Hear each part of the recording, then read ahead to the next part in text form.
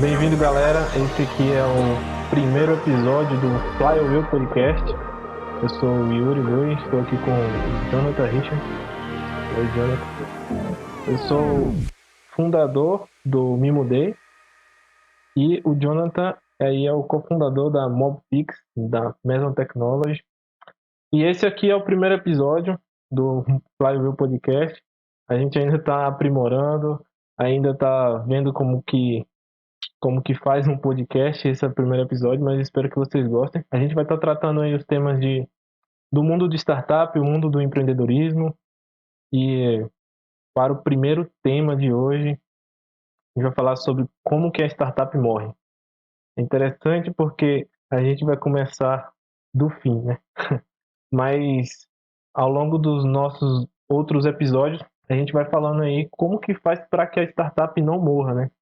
Obviamente, eu e o Jonathan, a gente está num inicial nesse mundo do empreendedorismo, não é nenhum expert aí na área, mas a gente já teve bastante vivência. Eu com a criação da Kettle, o Jonathan aí com a criação do Mobfix, passou por vários erros durante todo esse processo aí de empreender, vários acertos também, e a gente vai compartilhar um pouco do nosso conhecimento aí. E aí, Jonathan, fala um oi pra galera aí. Top. Espero que a gente consiga agregar de alguma forma.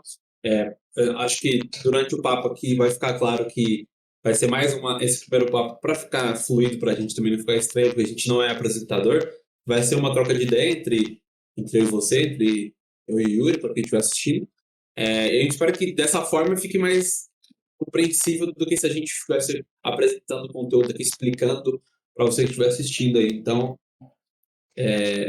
espero que essa conversa entre eu e ele, essa troca de experiência entre eu e ele, agregue de alguma forma para você que tiver encontrado a gente aí nas plataformas. Então, e para começar, a gente vai falar, tem muitas pessoas aí que já que empreendem, mas empreender com startup é muito diferente do empreendedorismo tradicional de empresas, ou até de criação de cursos online e esses outros tipos de conteúdo. Então, dentro de uma startup, a gente passa por várias provações, vamos dizer assim, e os erros são constantes desde o começo, e é um processo, né? Então, o tema de morte de startup, e eu vou fazer a pergunta aí para o Jonathan e acrescentando também. Jonathan, na sua opinião, qual são os principais pontos aí que faz com que uma startup morra, vamos dizer assim? Que ela, na verdade, uma startup não morre como uma empresa tradicional, né? Mas ela vai deixando de existir ao longo do tempo. Então, quais são os principais fatores aí que você elencaria? O pessoal nos Estados Unidos eles chamam muito de fade away, né? Que é você ir se dissolvendo pouco a pouco até que você deixa de existir. Não tem um ponto específico quando você fala a startup morreu. Ela vai morrendo aos poucos e quando você já vê, você vai ver ela já está morta e não tem como mais recuperar. Boa parte dessa morte da startup, de fazer ela não funcionar, é a equipe, né? Então, quando você começa a startup, você não pensa que você vai desmotivar, mas conforme as coisas vão dando errado e dá muito errado, a equipe começa a se desmotivar, e essa desmotivação continuamente ali, ela incrementando dia após dia, vai criando um cenário, um clima para a equipe que torna a startup inviável. Tem que estar sempre pensando em coisa nova, sempre tentando trazer alguma coisa nova, uma abordagem nova para, às vezes, resolver o problema que você tem, às vezes, validar a ideia que você tem. Quando você perde a motivação, você para de trabalhar nela. E aí você, como se você estivesse num barco no meio do oceano, você para de remar. Você parou de remar, você vai morrer, né? Você não tem para onde ir, você está buscando algum lugar. Todos os lugares são uma opção, podem te levar, você pode encontrar terra firme, mas você não sabe qual é o lugar certo. Então, se você parar de remar, você morre. E normalmente na startup você faz isso, você para de remar. Depois que você conseguiu o primeiro investimento, daí você pode também parar de remar e ir queimando o dinheiro aos poucos, ou cometer o erro que muitas startups cometem. Eu consegui o primeiro investimento, eu vou aumentar a minha estrutura de custos fixos, né? Então, a startup ela tem uma base de não criar custos fixos muito altos. A gente normalmente, você não imagina uma startup ela gastando custos com maquinário, com grandes escritórios, com coisas que são custos fixos, justamente porque você quer se manter enxuto para escalar. E daí, um empreendedor que não tem muito essa visão, muita experiência com uma startup, pode cometer esse erro de aumentar muito o custo fixo no começo, daí não consegue uma próxima rodada para bancar esses custos fixos, às vezes as ideias que ele estava tendo ali acabam não se validando, e você tem uma conta gigantesca para pagar de galpão, de maquinário, daí você tem que abrir falência para você não ter que pagar, né? Você não ficar com essa dívida. E falando um pouco sobre essa questão da equipe aí, né? Tive uma experiência bem recente aí, que foi com o Kettle, né? Que eu fui cofundador. Então, só explicando para o pessoal o que foi o Kettle, a gente passou por várias idealizações aí ao longo do processo. Então, nós inicialmente tínhamos 3 sócios, ninguém empreendia e tivemos essa vontade de empreender. Então, aí o Kettle começou lá no Google Sprint, né? Que foi um evento dentro da universidade. E a ideia era só criar um negócio ali para aquele evento. E acabou que a gente foi contemplado na época com um primeiro lugar simbólico ali, né? Aquele mini evento ali de empreendedorismo. E com o passar do tempo a gente foi convidado para ir para a incubadora, então passou pelo hotel tecnológico, um processo de incubação. Então o que é o Kettle? O Kettle surgiu como, lá durante o GBG, como o Tinder de boi, né? Então é uma plataforma para que você encontrasse o seu touro, o melhor animal para sua fazenda, que geralmente eram encontrados por via de catálogos, bovinos e tal. E, e no longo do processo do Kettle ali, por a gente ter 3 sócios, a gente ficou bem confuso como é que eram as divisões da equipe e, e a gente passou por várias provações, que nem eu disse. Então a gente mudou o nosso modelo de negócio inicialmente. A gente pensava em trabalhar com grandes empresas que eram portais para inseminação artificial e essas grandes empresas não teve um resultado assim tão satisfatório para a gente. Então acho que a gente pecou muito no processo de validação, que é importante inicialmente para criar empresa, para que você não, depois que você cria o produto sem uma validação muito boa, aí você vai se desmotivando, porque você viu que aquele produto que você criou realmente não atende o problema que você quer resolver. De fato, não estava atendendo ao que os nossos clientes queriam, né? Então, isso acaba desmotivando a equipe e a gente passa por várias etapas no processo para que o produto nosso se torne melhor, mas acaba, não é uma linha, né? Então, a gente tem momentos bons e momentos ruins, e nesses momentos ruins, se você não tem uma boa gestão de equipe, uma boa liderança, para contornar esses problemas, acho que a equipe acaba se desmotivando. Mas aí ao Oi, longo do... Yuri, mas deixa eu te interromper.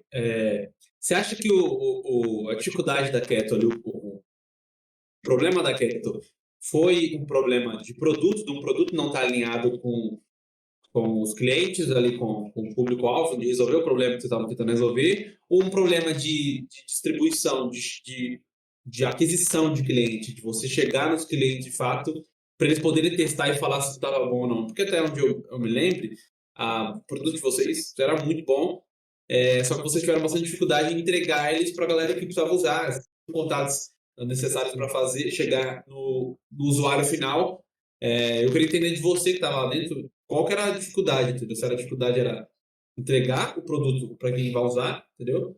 E ver como que performa na mão deles, ou era tipo, vocês erraram no produto e vocês viram isso com os clientes? Então, o que acontece, né? Por isso que vai muito daquele processo de validação que eu falei, né? Porque inicialmente a gente entrou em contato com vários clientes, né? Eu estava fazendo mais essa parte de contato direto com os clientes. Então a gente chegou até contato com o cliente e o cliente querer e colocar os touros dentro da nossa plataforma. E aí qual foi o problema? O problema inicialmente não era que a gente não conseguia os clientes, a gente até conseguiu os clientes. O problema foi nós mesmos pensarmos que o nosso produto não era aquilo tudo. Então, tipo assim, inicialmente eu acho que faltou muito confiança da equipe. Por Como quê? assim? Ó, o que aconteceu lá no início, quando era é, inseminação ainda, só para explicar para o pessoal. Então a gente começou com esse processo de colocar touros para inseminação e as fazendas buscarem os touros por lá, que eram por meio de catálogo. Então a gente entrava em contato com empresas que tinham esses touros e que tinham o contrato de sêmen, né? Que forneciam sêmen. Então a gente entrou em contato inicialmente lá com a Araucária Genética, que eu posso falar, mas eles entraram fecharam uma parceria ali inicial com a gente. Só que a gente começou a pensar, e se, eu tenho um problema do e se, né? E se os produtores verem que não é bem assim? Então, tipo assim, e se os produtores não gostarem do nosso produto? A gente foi colocando empecilhos para o nosso próprio produto, que já estava muito bom, que a galera falava que era muito bom, e que a própria equipe Aham, colocava empecilho para falar, não, mas eu acho que não é assim. Mas, tipo, quem é você? Tipo, quem é a gente para falar que não é assim? Então, aham, faltou muito da gente ouvir dos nossos próprios clientes. Falar assim, é esse o produto que realmente vocês necessitam? A gente se colocava no papel de cliente e tomava as decisões como se a gente fosse o usuário do produto, e na verdade não. Então, aham, essa parte inicial do produto morreu muito por nossa conta, assim, sabe? Aí, nós aham. mesmos Você acha não. que você acha que tinha algum sentimento ali, uma parte de medo, de rejeição por parte de vocês? Porque, ó, como eu vejo, rejeição nunca é um negócio legal, nunca é um negócio bom de você tomar. Tem gente que fala, não, tem problema com rejeição, eu lido muito bem com isso. Mentira. Rejeição é difícil de lidar. É dolorido. Ainda mais quando é uma coisa que você quer muito. Você não quer ser rejeitado. Você não quer tomar um nãozão. Ou a pessoa falar que seu produto é uma porcaria. Só que aí eu vejo muita gente levando esse medo de rejeição para quando elas estão desenvolvendo o produto. Então, tipo, você fica bastante tempo trabalhando naquilo, você tem uma certa preciosismo com aquele seu produto, né? Você começa a se orgulhar da sua obra, como um artista fez, e daí começa a vir o medo da rejeição. De, não posso colocar isso aqui lá porque eles vão rejeitar o meu trabalho e aí a minha personalidade, quem eu sou, está diretamente relacionado à qualidade do meu trabalho ali, ao que eu fiz. E se não tiver bom, se o cliente não gostar daquilo, logo eu não sou bom. E daí esse medo de rejeição faz você se sabotar e querer mudar um negócio que às vezes tá bom, que você não precisava mudar, só que você não tá fazendo só por causa que você tá com medo de ser rejeitado. Exatamente. De ouvir quem tá falando, quem vai usar, e falou, isso aqui não é bom. Pô, acho que teve isso bastante aí com É, vocês? eu olhando hoje, assim, eu vi que teve muito, né? Teve muito esse medo da gente ser rejeitado, de nosso produto não ser bom, de nós estava lendo, a gente estava no início, assim, né?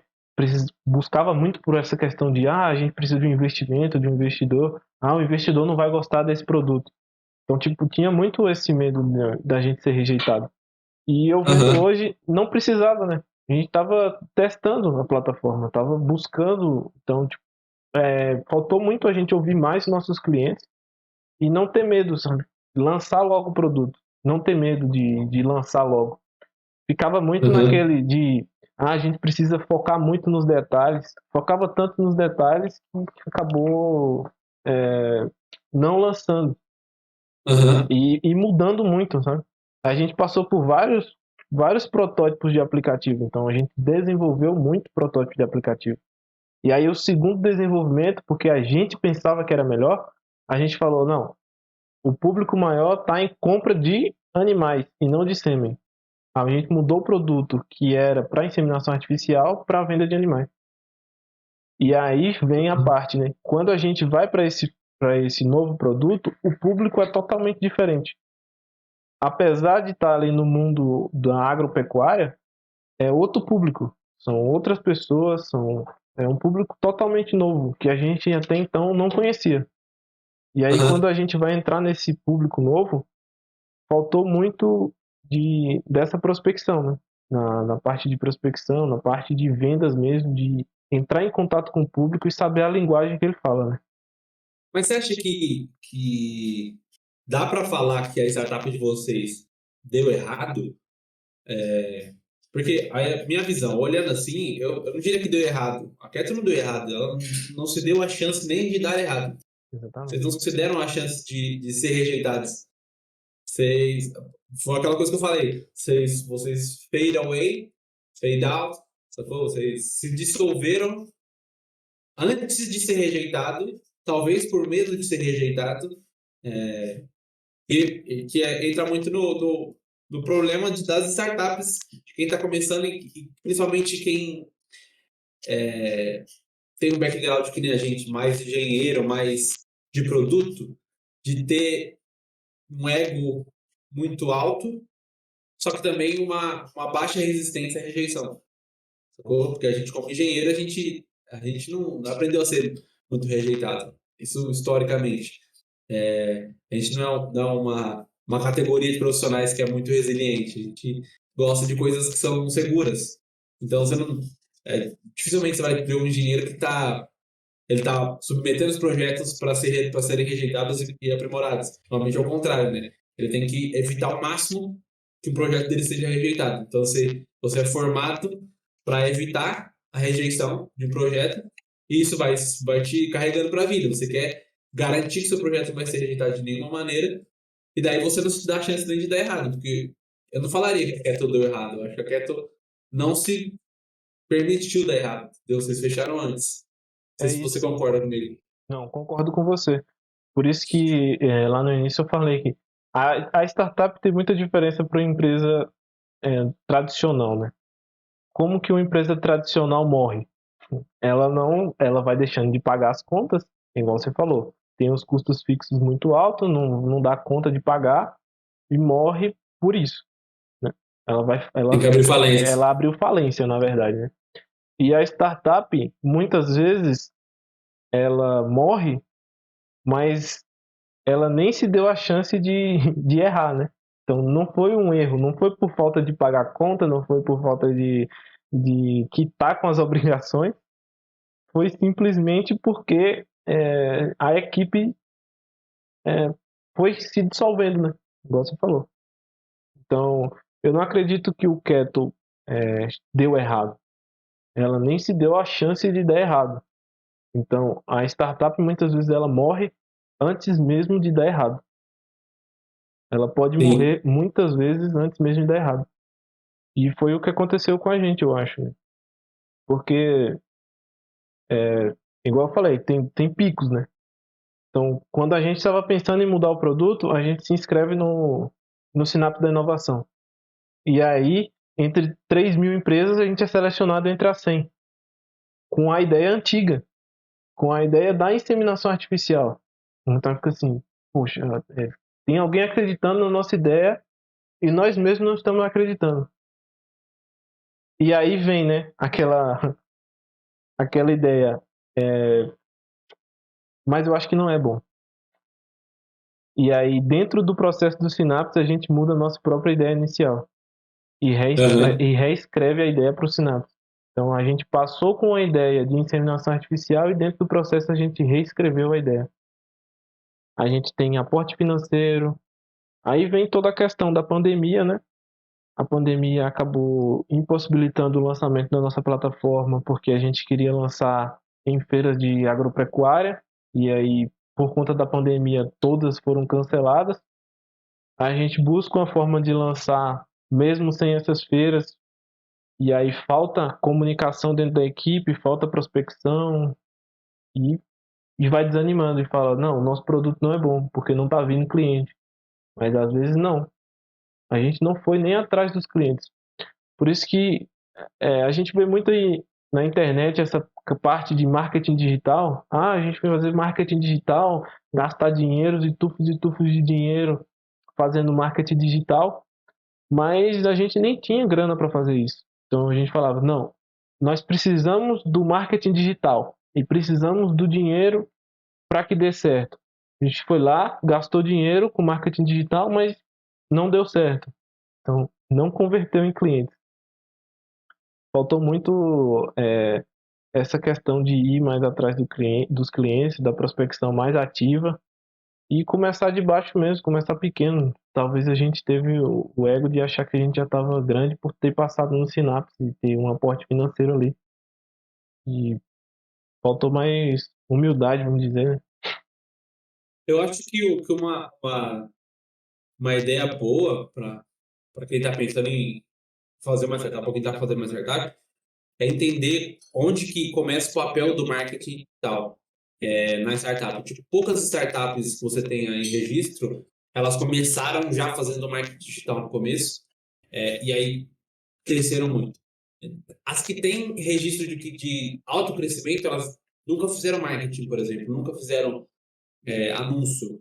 É o que mostra que o verdadeiro poder da startup não está no quanto ela é capaz de se anunciar. Essa é uma ideia errada que a gente tem, muito porque agora você tem um novo mercado de marketing digital, que são a galera que vende os produtos e que se baseia basicamente em marketing digital para vender o produto deles que já está pronto e que tem um ticket altíssimo, de margens altíssimas também, então faz sentido investir 50k em anúncios, porque eu sei que isso vai me retornar bastante, porque cada curso que eu vendo é R$ 2.000 no meu bolso. Ou então, se eu vender, sei lá, se eu vender 100 cursos, eu já paguei muito bem o meu investimento, entendeu? Todas as startups que você tem registro, a startup no começo ela precisa fazer muita coisa que não é escalável. E uma delas é você ter círculos de influência, pessoas com que você pode atingir de começo, para que elas usem a sua plataforma e ajudem na melhoria e também sirvam como vetores de compartilhamento. Você pega a Tesla, ela começa em conferência de carros elétricos, em conferências de novas tecnologias automotivas. Os caras lá no Vale do Silício, eles apostam muito nisso. Em conferência, a Uber foi lançada numa conferência de aplicativo o Airbnb foi lançado também numa conferência ali do Silicon Valley. O Facebook foi lançado durante a campanha de verão de Harvard. Então, você tem esses lançamentos onde você tem grandes pools de usuários que estão muito acessíveis para você no começo, entendeu? Aqui, grandes startups, elas começam muito ou com comunidades, grandes startups, então tem bastante contatos, e esses contatos são os primeiros usuários da plataforma, são os primeiros clientes da plataforma, talvez com os amigos, com a família. Quanto mais pessoas você conseguir trazer para dentro que vão utilizar, que você conhece, melhor no começo, porque são esses vetores de recomendação que vão fazer ela funcionar. Porque marketing digital, marketing de forma geral, ele é muito repetição, repetição, repetição. Então, às vezes, por exemplo, num curso online, uma pessoa ela visita a minha página de vendas lá, minha landing page, ela não vai comprar na hora. Mas eu faço uma campanha de remarketing em cima dela, faço ela voltar, e daí depois eu faço uma campanha de conversão do carrinho, e aí no começo do carrinho, curso. E eu consigo fazer isso porque eu tenho muito budget para queimar nisso. Só que no começo da startup, tudo que ela não tem é muito budget, sacou? Então a galera confunde às vezes que o marketing digital te permite escalar, de fato, e o objetivo da startup é escalar, de fato. Só que se você começa já escalando, você perde bons passos do processo ali, dos steps, que vão te guiar para qual é o caminho, entendeu? Para você entender quem de fato é muito impactado pela sua solução, quem de fato experimenta o problema que você está tentando resolver da forma mais latente possível, para daí você consegue saber diretamente para mandar isso aí, entendeu? Isso, se você não consegue atingir essas pessoas com uma estimativa de demográfico de conjunto de anúncios, por exemplo, do meu ponto de vista. Sim. E tem aquilo, né? Quando você tá dentro de uma startup no começo, você não tá ganhando grana. Então, por isso que é muito bom. Então, talvez seja um dos motivos também dessa parte de falência, da morte da startup, você começar quando você não tem obrigações financeiras, né?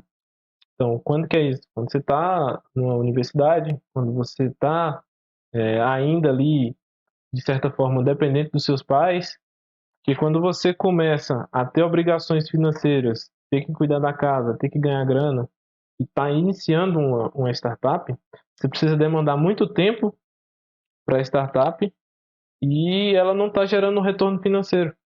Isso acaba desmotivando muito quem está empreendendo, justamente porque você precisa de um outro tipo de serviço para manter suas obrigações financeiras e, ao mesmo tempo, demandar muito tempo para a startup em si, para o desenvolvimento da startup, né? Então, seria uma dica para quem está iniciando, e por isso que ainda tem muita gente empreendendo dentro de universidade, por isso que eu apoio muito o empreendedorismo universitário, justamente porque você não tem tanto essa obrigação de ter um retorno financeiro para sua casa, você está ali, obviamente, com obrigações da universidade em si, né? Mas é o momento ideal ali para você começar no empreendedorismo. Eu acho que a gente também tem o mau entendimento de que startup é para gente jovem, startup é para quem está começando aí a vida. Normalmente a média dos fundadores de startup, a média de idade é de 47 anos. Então, se você está empreendendo, abrindo uma startup com 20 e poucos anos, você já é um outlier. Você está fora da média se você consegue ainda se suceder nessa idade. Empreendendo uma startup, você está ainda muito mais fora da média. Você está quase uma improbabilidade estatística. Porque a maioria dos empreendedores eles começam ali a partir dos 40 e tantos anos, que eles já vêm com uma bagagem de experiência trabalhando em empresas, bagagem de experiência em equipes e também muita conexão, muita rede de contato e muitas vezes um caixa que vai permitir com que eles vivam um ano com as economias que eles juntaram, que eles possam focar somente na startup. E você consegue fazer isso, por exemplo, quando você está na universidade. Só que eu já vi alguns conselheiros falando que você não deve abrir uma startup nessa idade, você tem que adquirir experiência na indústria e babá, babá. Eu discordo totalmente, porque eu acho que você empreender já logo cedo, você está adquirindo skin in the game que você não vai adquirir de nenhuma outra forma. Você nunca vai adquirir skin in the game de empreendedorismo trabalhando para outra pessoa. Por mais que você ache que você está aprendendo, são habilidades totalmente diferentes. E fora que quando você está nessa idade, os seus riscos overall são ridículos. Normalmente o pessoal nessa idade não tem uma família para criar, não tem obrigações de contas fixas para pagar, né? Muito difícil você ter uma família para alimentar. Então esse é um momento onde você está muito mais favorável a correr grandes riscos, a, a se arriscar, por exemplo, ficar sem ter o que almoçar. Vou almoçar hoje, estou sem dinheiro, peguei todo o meu dinheiro e coloquei nessa etapa. É uma realidade dura, mas às vezes acontece. Às vezes tem que almoçar café, sacou? Faz parte do processo. Às vezes você pode ter uma condição melhor que você não precisa passar por isso. Mas você se expor a esse risco logo no começo, você vai adquirir um skin in the game que você nunca vai adquirir trabalhando para outra pessoa, por mais que você queira acreditar que você está adquirindo. Você vai adquirir habilidades diferentes. Habilidades de gerenciamento, por exemplo, é muito difícil adquirir no processo. Você precisa ler muito para isso. Mas não tem por que não se expor a esse risco, entendeu? Quando você está na universidade. Não tem por que não se expor a esse risco. E, principalmente, aproveitar o ambiente que você tem para se conectar com pessoas muito boas, muito melhores do que você para fazer o produto que vai ser necessário. Quando a startup começa a crescer, a maior dificuldade dela é contratar gente boa. Você começa já no meio das pessoas, você tem muito mais influência para trazer essas pessoas, entendeu?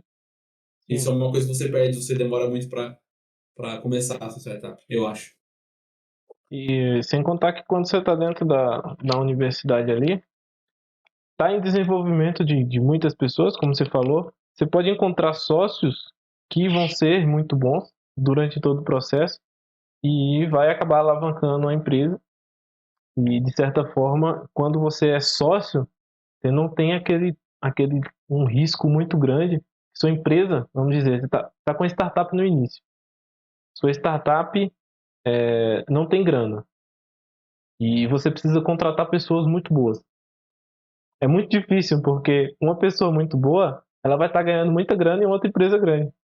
Então, como que você vai Sim. contratar uma pessoa muito boa? Então, você tem que contratar pessoas que vão ser sócias da sua empresa. Então, eu contrato o Jonathan. Eu sei que o Jonathan é muito bom e chamo ele para ser sócio e dividir comigo. Então, o risco de eu perder Jonathan para uma grande empresa é menor do que eu contratar uma pessoa que não seja sócia, vamos dizer assim. E Você vai Jonathan, trazer pessoas que vão crescer com você, né? No exatamente, processo. exatamente. Então, a pessoa vai crescer junto com você e vai se tornar um profissional que futuramente talvez você não conseguia nem contratar, porque é um profissional muito caro, digamos assim.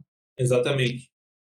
Uma coisa que eu queria ressaltar também, e eu acho que é um baita conselho, a melhor forma de você criar uma startup bem-sucedida, de você começar uma startup, é não começar uma startup. Então, se você começa com a mentalidade de eu vou abrir uma startup, você já está indo por um caminho que é muito mais difícil, não quer dizer que não funcione, mas que ele é muito mais difícil, porque você está partindo de uma premissa errada, de eu vou abrir uma startup e eu vou ganhar dinheiro fácil. Normalmente é isso.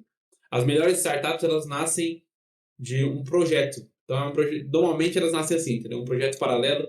Eu não estou fazendo isso, tipo, não estou 100% comprado nisso no começo. Eu vou fazendo como um negócio que eu acho legal, que eu descobri uma oportunidade ali que pode ser interessante funcionar, então eu vou tentando. E aí você começa a se tornar uma startup quando aquilo começa a puxar muitas funções de você, então começa a te exigir muito mais tempo do que você gostaria que exigisse. Você começa a ver que ou você dedica todo o seu tempo para aquilo, ou você sai fora porque as duas coisas coexistindo não vão funcionar. Então, se você cria startup já pensando, eu vou criar uma startup, ela não cresce da forma como ela deveria crescer, as suas responsabilidades elas não aumentam da forma como elas deveriam aumentar, e você vai com uma premissa errada e justamente você cai nessas coisas de você, às vezes, se dissolver, deixar de trabalhar nela, às vezes você não se permitir errar. Porque quando você está fazendo um projeto, você está fazendo um projeto paralelo, e você está interessado mais na, num, numa ideia nova, numa coisa nova. Seria interessante isso aqui funcionar. Vamos ver se vai funcionar. Dá muito com uma abordagem muito mais experimental de vamos ver se isso funciona, vamos ver se funciona. Quando, enquanto que quando você faz uma startup, você está pensando em isso aqui vai ser bom para o investidor? Será que com isso daqui eu vou ganhar muito dinheiro? Será que com essa ideia eu vou ganhar mais dinheiro? E daí você vai para o caminho errado e você erra no princípio, entendeu? Se você faz como um projeto no começo, você vai conseguir seguir um caminho muito mais humilde, né? E um caminho muito mais certeiro. Todas as grandes startups começaram assim, com um projeto. Mas aqui pode ser legal, vamos tentar fazer para ver se vai dar certo. E é muito mais difícil de você se frustrar, né? Porque, Exatamente, porque você não está esperando nada daquilo. exatamente, quando você não está esperando, ah, vamos ver se vai dar certo, eu vi um problema, eu quero resolver esse problema, acho que eu tenho muito a agregar, muito a aprender, então vamos fazendo, chama uma galera e faz. Quando eu vou com a ideia, eu preciso ganhar dinheiro, o investidor tem que ganhar dinheiro, eu preciso entrar no Forbes Under 30, Tem que ser escalável, eu tenho que ser um escalável. unicórnio, eu tenho que pensar É, no IPO lá na frente. Porque como que eu vou abrir um IPO? o cara Tá começa ligado? a pensar tudo nisso, poxa, eu preciso ser o novo, eu preciso ser o novo Elon Musk, eu tenho que ser o novo Steve Jobs. Uhum. E se você for ver, isso quem fala, essa frase que eu peguei, eu roubei do Paul Graham, que é um dos fundadores lá da Y Combinator, que é a aceleradora de startups mais renomada do mundo, lá do Vale do Silício. Acelerou a maior parte das startups gigantescas que a gente conhece, passou por lá. Que ele fala que as boas startups, elas não nascem como startup.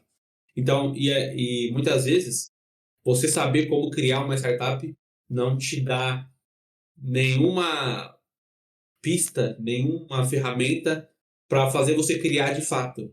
Então, o mecanismo que te faz aprender como uma startup é criada é diferente do mecanismo que te faz criar uma startup. São coisas totalmente diferentes.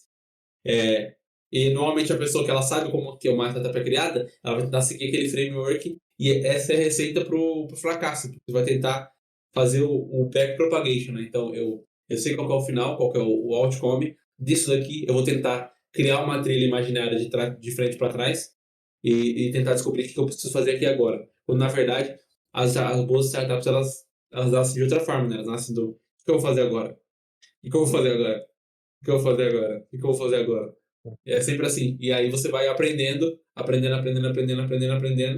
Isso nunca para, né? Só que aí os aprendizados vão ficando cada vez mais custosos, né? Quando você começa a receber investimento, ter muitos clientes. Mas nunca é essa abordagem de tipo, eu sei o que vai acontecer aqui, entendeu? Então eu vou voltar. Você pode ter uma visão do que você quer chegar, mas normalmente a boa startup ela começa com esse projeto paralelo que eu tenho muito interesse em manter continuando, sabe? E justamente ela morre porque ela não iniciou dessa forma, né? Muitas vezes porque ela não iniciou dessa forma, porque acaba que a equipe se frustra, porque a equipe não fica engajada ao longo do processo, Exatamente. fica sempre buscando. Esse, Pode falar. desculpa, Pode pode falar. falar. Esse é um dos motivos, por exemplo, que você vê isso não só para startups. Você for ver, você consegue ver essa média, esse mesmo comportamento para várias outras coisas. Mas, por exemplo, vamos pegar no mundo de startup. Por que a maioria das startups nesses concursos de criação de startup, Startup Weekend, Hackathon, elas acabam não se tornando grandes startups, salvo algumas exceções? Porque o programa ele é feito para você criar uma startup. Então, você, no começo, você aprende como faz um pitch, como você modela o modelo de negócios, não sei o que, não sei o que lá. Muito legal para você entender como é que funciona, mas não está te dando nenhuma ferramenta, nenhum ensinamento de como uma startup é criada de fato, como criar uma startup. Você tá criando uma caixinha fechadinha, modelada, e normalmente o processo de criação de uma startup não é isso, é uma massa de modelar que você pode fazer o que você quiser com ela.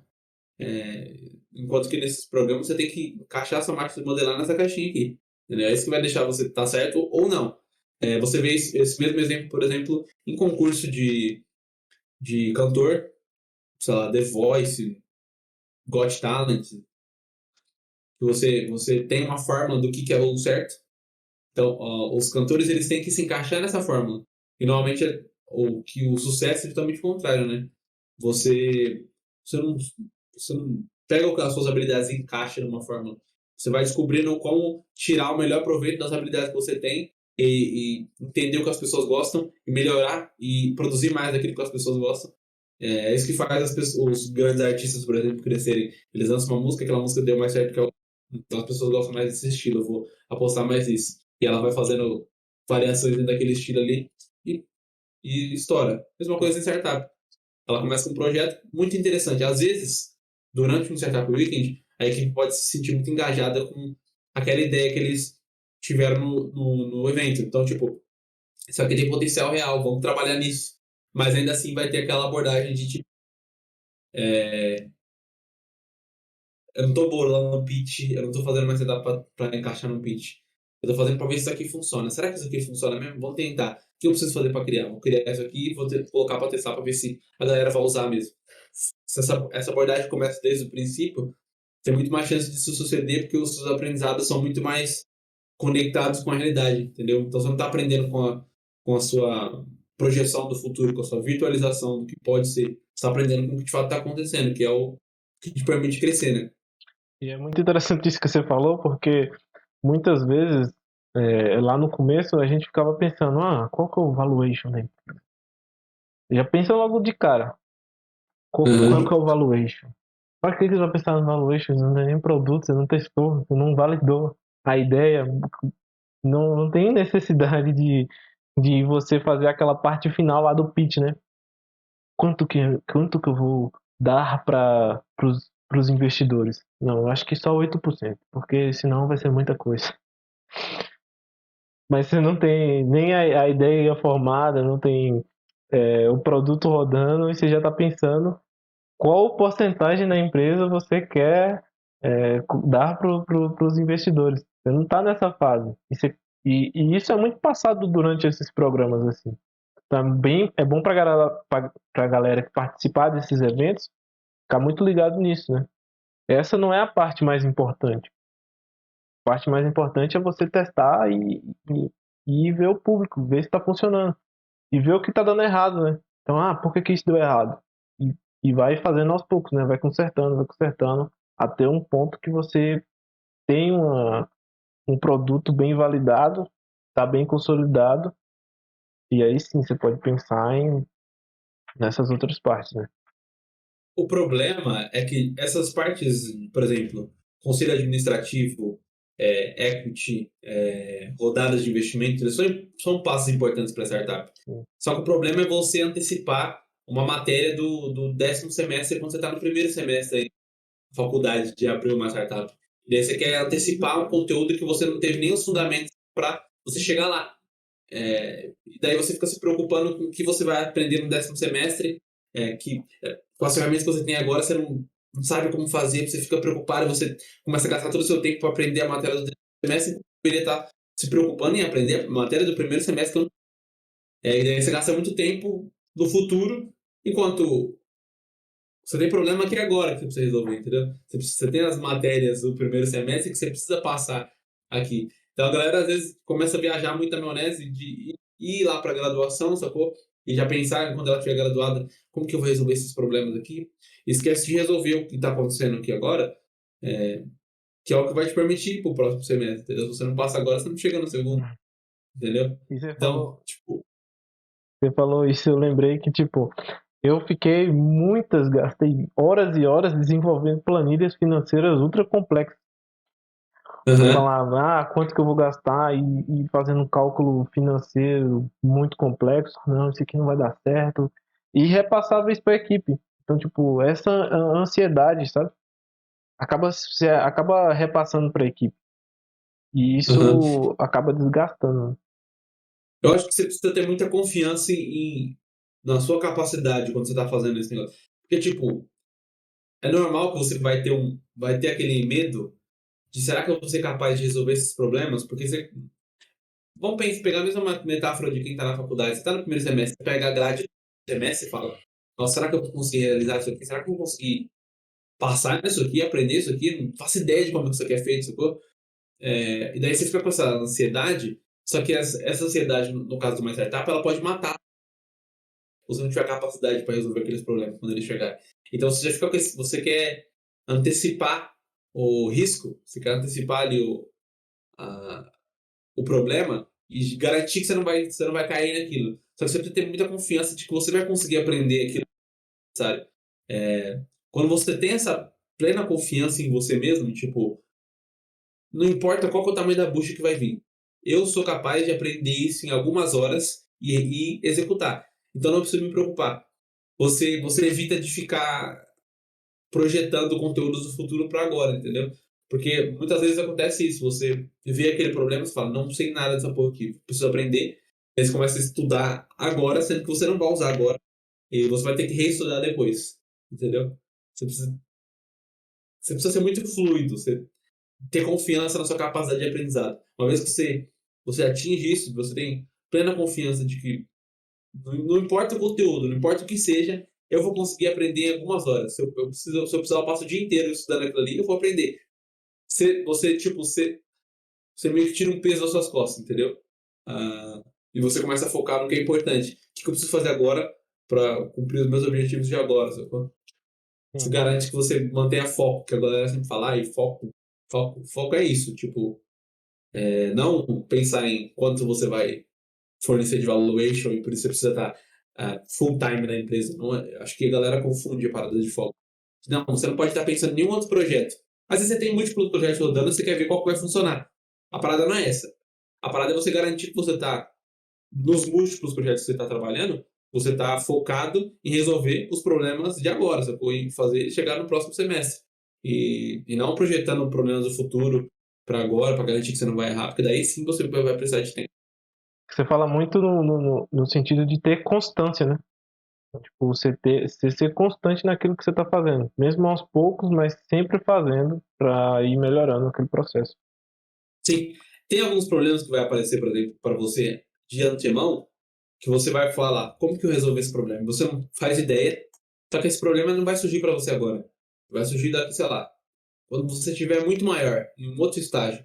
E daí eu sempre faço o exercício de pensar, esse aqui é um problema para eu do futuro. E quando você faz isso, você se desliga da responsabilidade de ter que resolver aquele problema que não surgiu ainda, entendeu? E você tem a confiança em você mesmo de que o seu eu do futuro vai estar muito mais capacitado e muito mais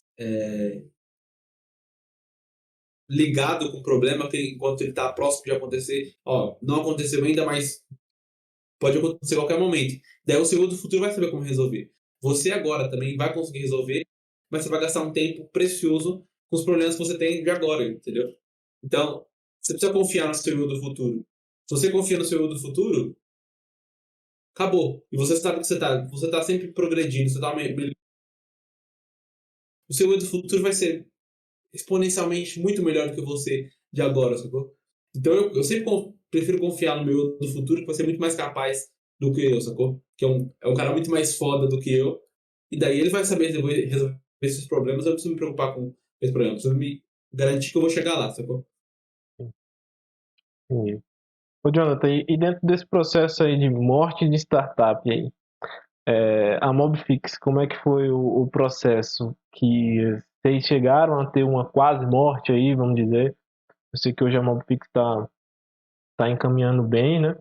Mas teve algum momento aí que você sentiu um medo de da startup acabar, de dela morrer? E como é que foi que vocês conseguiram superar esse medo? Bom, acho que primeiro, antes de falar, eu não apresentei no momento que é a Mobfix, né? Então, o que é a Mobfix? A Mobfix ela nasceu com o objetivo de transformar um mercado que está aí mais de 50 anos do mesmo jeito, que é o mercado de serviços automotivos, trazendo uma melhor experiência no processo todo de agendamento de serviços para o seu carro. Então, hoje, para você agendar um carro, para agendar um serviço para o seu carro, você vai ter que ligar para o estabelecimento, gastar horas, às vezes, procurando recomendação para ver quem é bom, para quem faz um bom serviço, para quem cobra um preço justo. E uma vez que você decidiu, você sabe quem é, você liga para o cara, marcou um horário, você precisa ir até o local ainda, esperar na fila de espera, às vezes ele fazer outros serviços e ficar aguardando lá. Às vezes você não tem o seu carro por horas e você tem que reservar um horário na sua agenda só para fazer um serviço tão simples, às vezes, como lavar o seu carro. Daí a Mobfix resolve todos esses problemas, garantindo que você consiga fazer todo esse processo online, que faz muito mais sentido, que já era para existir há muito tempo. Então você consegue, com o nosso aplicativo, agendar o serviço em menos de 40 segundos, sem sair de casa, sem sair do trabalho. Você requisita que o Mobtaker venha buscar o seu carro para ir até o estabelecimento. O Mobtaker pega o seu carro, deixa no estabelecimento, quando o serviço estiver terminado, ele traz de volta para você e você acompanha tudo, paga pelo aplicativo. Ou seja, basicamente a abordagem que o iFood trouxe ali para a forma como a gente pedia comida, a gente está trazendo para os serviços automotivos. Né? E a gente, do que a gente começou, a gente teve a mesma abordagem de não se permitir dar errado. Então a gente tinha aquele medo da rejeição natural de quem está começando um projeto que não tem muita experiência. Então a gente tinha algumas ideias, a gente matava essas ideias antes de colocar elas em prova. E a gente passou um bom tempo fazendo isso, né? Considero que a Mobfix ela começou mesmo em 2019, porque antes disso foram só experimentos de aprender a lidar com esse mecanismo da rejeição, aprender a ser menos preciosista com o nosso trabalho, entendeu? Então antes a gente tinha várias ideias, várias caminhos para seguir, a gente matava esses caminhos antes de colocar eles para teste. Então, antes disso não existia Mobfix. A gente identificou esse problema que eu citei lá no final de 2019 e falou, vamos focar nisso, vamos focar no problema de agendar serviços em todo o processo, que é uma porcaria, é extremamente chata, a experiência dos anos 90, e a gente está em 2021, 2019, na real, né? Está fazendo a mesma experiência dos anos 90. Foi quando a gente focou naquilo ali, a gente começou a desenvolver e colocou um produto que ainda a gente não considerava que era o melhor produto. Tinha muita coisa que era feita manual, e que a gente, obviamente, fazia parecer que era automático, mas todo esse processo antes foi um processo de se acostumar com a ideia de você vai ser rejeitado. Querendo ou não, você precisa aceitar isso. Quanto antes você aceita isso, antes você consegue colocar o seu produto à prova e encontrar as pessoas que vão achar o seu produto foda, que vão falar, nossa, esse negócio é muito bom, por que não tinha antes? Entendeu? Então, eu não considero que a gente esteve perto de morrer, porque a gente sempre teve uma vontade muito grande de fazer dar certo, entendeu? De fazer um negócio dar certo. E a gente tinha várias ideias, né? Tava sempre trabalhando vários projetos paralelos, um deles ia dar certo. E aí, quando a gente encontrou o tamanho do problema que era o MobFix, que a gente tipo, parou todos os outros projetos que a gente tinha e resolveu focar no MobFix e colocar ele para lançar, lançamos, aumentamos o número de usuários ali. Ainda não é tracionando, você não está na fase de tração ainda, mas a gente está em operação, está gerando receita. Isso gerou muito aprendizado para a gente. Agora estamos aí processos mais avançados de falar de investimento e de aceleração. Mas, e aí sim você começa a ter mais risco de morrer, né? Porque daí você começa a receber investimento, você vai aumentar seu estrutura de custo, aí você começa a correr mais risco de morrer. Mas antes disso era muito risco de a gente desistir, entendeu? Vai dar em nada isso aqui.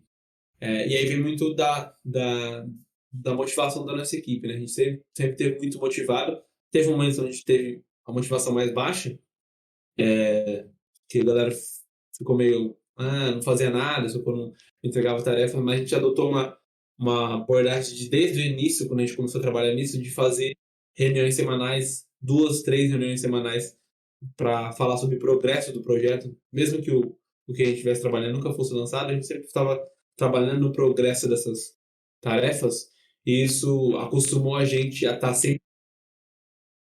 Então, quando você tem uma reunião, por exemplo, você sente a falta, sacou? E aí, quando você gera essa dependência do processo, a dependência de manter a roda girando, aí o risco de você diminuir a motivação diminui bastante, entendeu? Obviamente, se você não obter nenhum resultado, uma hora você para de ir nas reuniões. Mas esse processo foi muito importante pra gente, eu acho. Então, eu posso dizer que o que fez com que a Mobfix não morresse foi esse momento que vocês perderam o medo da rejeição, né?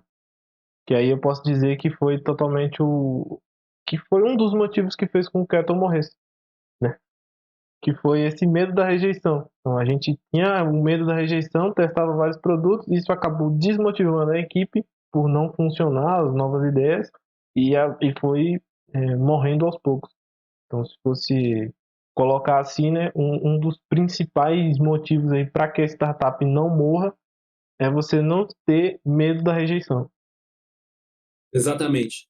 É, é você não tratar o treino como se fosse o jogo, como se fosse a Olimpíada, entendeu? Porque eu acho que todo empreendedor assim de sucesso, que vai dar certo, eles são muito competitivos, eles têm um instinto de vencedor ali, de eu não quero perder de jeito nenhum, entendeu? Que está muito relacionado com o ego também. Então, o instinto competitivo está ali. Só que o problema é que quando esse instinto competitivo, ele começa a se confundir. Então, você não quer perder nem nos treinos. Uhum. Quando, na verdade, o seu objetivo tem que ser, eu não posso perder de nenhum na Olimpíada, entendeu? E como que você não perde na Olimpíada? Tomando um pau no treino, entendeu? Então, todo grande lutador, todo cara que é muito foda no que eles fazem, no treino eles tomam um pau, tomam nocaute, vários nocautes no treino, para que quando eles chegam lá na luta, eles sabem exatamente o que fazer para não tomar os pau que eles tomaram no treino, entendeu? Se o lutador tem medo de tomar porrada no treino, ele nunca vai conseguir ser um lutador que vai ganhar um cinturão, sacou? Porque ele tá com medo antes de se colocar à prova, entendeu? Qual que é a chance disso dar certo? Você entende? Então, o medo da rejeição tá nisso, entendeu? Quando você tem muito medo da rejeição, você começa a ter medo de falhar nos treinos, que é onde você está aprendendo ali o que você precisa fazer, qual que é o melhor caminho, qual que é a pessoa que tem um problema que está resolvendo de forma mais latente, entendeu? Esses são os treinos. Para que daí, uma vez você identificou ele, você começa a bombardear várias pessoas que têm o mesmo perfil, e você vai crescendo, e você vai aumentando a equipe, e bababá, aí é o jogo, entendeu? Vai muito do. Isso acaba com que passando essa ideia para toda a equipe, né? Para que ela não tenha medo da rejeição, acaba que, se a gente for rejeitado, tá tranquilo. Acaba não desmotivando, não criando aquela expectativa de que você deve ser grande, né? Legal. A moto aqui. Uma dica muito da hora é vocês procurarem o. Depois vai na internet lá, Yuri, olha. É um site de um cara ele tinha um perfil, falou que ele tinha um perfil muito. Ele morria de medo da rejeição, porque ele tinha um trauma de infância. De uma vez que a galera tava escolhendo os times lá na escola, todo mundo escolheu alguém, só não escolheu ele, só ficou ele, assim. E a partir daquele dia ele criou um trauma muito forte de rejeição, de ser rejeitado, ele fazia de tudo pra agradar a galera. Porque ele morria de medo de ser rejeitado. E daí, em determinado momento, ele percebeu que isso estava atrapalhando a vida dele. Ele começou a fazer um exercício de buscar ser rejeitado de forma voluntária para ultrapassar esse trauma. E daí ele foi documentando tudo num blog, que eu acho que é 100 Days of Rejection, alguma coisa assim. Ou 100 ideias de rejeição, alguma parada assim. Se procurar no Google, vai achar. E daí ele vai documentando todas os pedidos absurdos que ele vai fazendo pra galera. O exercício dele era isso, fazer pedidos absurdos para pessoas aleatórias, que a resposta padrão seria não, que ele seria rejeitado, sacou? Mas ele estava muito mais interessado em ser rejeitado do que, de fato, conseguiu o que ele estava pedindo, e muitas vezes ele consegue uns negócios absurdos. E até divertido de ver o que ele faz. Às vezes ele foi no. Primeira tentativa dele, ele desce no porteiro lá do escritório onde ele trabalha e pede pro porteiro se ele consegue emprestar pra ele $100, sacou? Aí ele fala: você consegue me emprestar $100? Aí o porteiro fala: não, por quê? E daí, tipo, ele já tá morrendo de medo, ele já mete o pé e fala: não, obrigado, desculpa aí, e mete o pé. E aí depois, com o tempo, ele começa a aprender a barganhar, a tentar conseguir um pouquinho mais, porque ele fala lá, né? O porteiro ainda perguntou por quê. Se eu tivesse dado um bom motivo, talvez ele tivesse me. Uhum.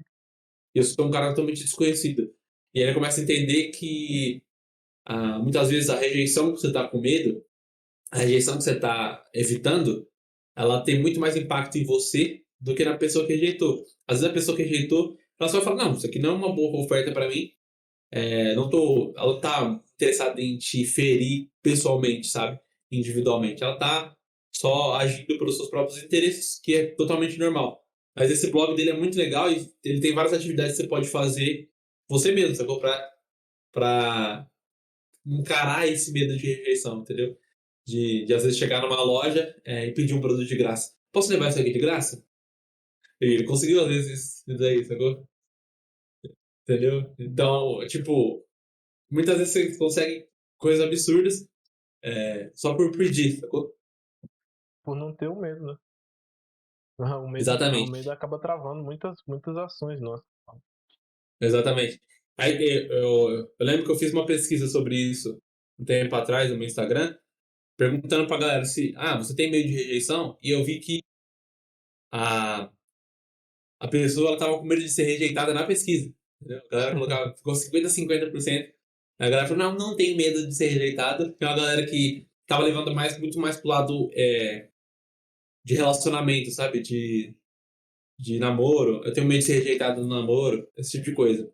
E é muito mais profundo do que isso, né? É a sua capacidade de, de aprender a lidar com as suas expectativas não sendo atendidas. Entendeu? Seja elas qual forem. E você aprender a mecanismos para atingir essas expectativas, entendeu? Então todo mundo tem medo de rejeição, uns sem menos, outros sem mais. E uns sabem agir mesmo com medo e outros ficam paralisados. E ficam tentando evitar de qualquer forma que essa rejeição aconteça. Esse é o pior caminho, porque você nunca vai conseguir dar certo se você não tá se permitindo errar, entendeu? Não tá se permitindo ser rejeitado. Errar é diferente de ser rejeitado, entendeu? Porque você pode errar sozinho, ninguém vê. E daí a gente tem normalmente no mundo de startup, você vê isso, né? R rápido, R não sei o quê, e a galera começa a ter um uma ideia errada, um conceito errado do que é você abrir uma startup. O abrir startup não está em errar rápido, está em ser rejeitado rápido o maior número de vezes possível. e no menor intervalo possível entre essas rejeições. Porque, tipo, você pode errar várias vezes na sua casa. Por exemplo, você está desenhando, você está cometendo vários erros, só que ninguém está vendo. E você não está se permitindo aprender com aquilo ali. Aquilo não está te fazendo engrandecer porque você está errando. E você é o único termômetro daquele erro. Você pode errar mil vezes e não aprender porra nenhuma, errando sozinho. Agora, quando você se expõe a ser rejeitado, a rejeição ela ensina muito mais, mas ela também é muito mais dolorida, entendeu? Então, a melhor coisa para uma startup é encontrar formas de ser rejeitada nos menores intervalos possíveis. Então, se você tem um feedback a cada 6 meses, você vai ter problema, porque nesses 6 meses você vai mudar muita coisa que é desnecessária. Agora, se você tem um feedback do seu trabalho a cada semana, a cada dia, quanto menor o intervalo entre as rejeições, mais rápido você se ajusta para vencer o que você está sendo rejeitado, sabe? O que aquela pessoa está falando para você que você está errando. Eu acho que é o caminho. Não é errar, é ser rejeitado. Muito interessante essa conclusão, porque a gente escuta muito isso, né? Erre rápido, mas realmente não é o erro. Porque a gente errou muito internamente dentro da equipe. Só a equipe estava sabendo que a gente estava errando, né? A gente não colocou a prova. Por isso que tem aquela ideia de que a startup ela morre antes mesmo dela se colocar à prova, antes mesmo dela ser rejeitada. Então, Uhum. mais É o interessante essa conceito reflexão. do. Esse conceito aí do R rápido, ele vem lá do Startup Sim, que a galera, muita coisa que ele falou ali é de fato de valor. Só que muita coisa também não é uma bíblia da startup. Você tem que seguir aquilo ali de cabo a rabo. Por exemplo, o Peter Thiel no 0 a 1, ele vai com visão totalmente diferente do que o Eric oferece no Startup Enxuta. Quem que você vai seguir? Entendeu? Então, tem muita coisa que é importante e muita coisa que não. O R rápido é um deles, tá bom? Eu acredito. O R rápido e o Eric Ries eu não concordo. Só que tem essa parada, entendeu? O errar rápido é muito mais fácil de engolir é muito mais palatável do que seja rejeitado, entendeu? Porque, sim. não, a gente tá errando. Tem que errar mesmo, tem que errar. Ficou tentando essa mentalidade. Gente, vamos errar rápido. Hum. Agora fala pra galera se seja rejeitado. Procure ser rejeitado. Ache formas de ser rejeitado o mais rápido possível e no menor espaço de tempo possível, entendeu? E fica lá com cara de paisagem recebendo essa rejeição. É isso que vai fazer você aprender pra cacete. O que você não deve fazer, o que você tá fazendo muito. Isso aqui é difícil. Extremamente difícil. É, bem extremamente difícil. Eu acho que, Jonathan, o papo foi muito bom, mas eu acho que vamos encerrar aí para depois entrar nos novos temas nos próximos episódios. Galera, eu vou Maravilha. pedindo desculpa também porque talvez a qualidade nossa não esteja muito boa, mas a gente está no início aí, né? Exatamente nos colocando à prova para ser rejeitado. Exatamente Então, isso que eu ia falar. pode comentar aí, rejeite a gente, mas, mas a gente vai buscando melhorar. Então, a gente vai buscando melhorar e eu acho que o conhecimento que a gente vai passando para vocês, obviamente nós não somos experts, nós somos extremamente experientes. A gente está aprendendo no mundo do empreendedorismo, no mundo de startups, errando e sendo rejeitado. E, mas é isso, acho que espero que vocês tenham gostado. E se quiser acompanhar mais do nosso trabalho aí, Jonathan, como é que é o Mobfix lá? Como que a gente pode encontrar? Qualquer rede social, se você procurar Mobfix app, você vai encontrar. O nosso site é mob-fix.com. E lá tem todas as informações de como baixa o aplicativo, como que ele funciona, quais cidades a gente está atendendo. Só procurar Mob-Fix ou Mobfix App em qualquer rede social que você acha a gente. E na Play Store, Apple Store Mobfix. Mobfix. E para quem quiser também, seguir lá o Me Mudei, que é o meu novo projeto aí que eu tô tocando para frente. É o mimudei.me, o site. Tem o Instagram também, mimudei.me. Acompanha a gente aí nas redes sociais também, @yurigoi e o Instagram do Jonathan, né? Jonathan Kotting. Vou colocar aí pra CODCNG. aparecer aí para você. Falou, Jonathan. Eu espero você aí nos próximos encontros, nos próximos episódios, tratando mais temas, né? Da hora, espero que isso seja de valor para alguém que às vezes encontra o nosso vídeo aí, e que o pessoal comece a buscar ser rejeitado com mais frequência, entendeu? E vamos continuar o trabalho, porque tem muita coisa para a gente compartilhar ainda. Espero que, conforme a gente for compartilhando, a galera vá acompanhando mais. Esse é o objetivo, né?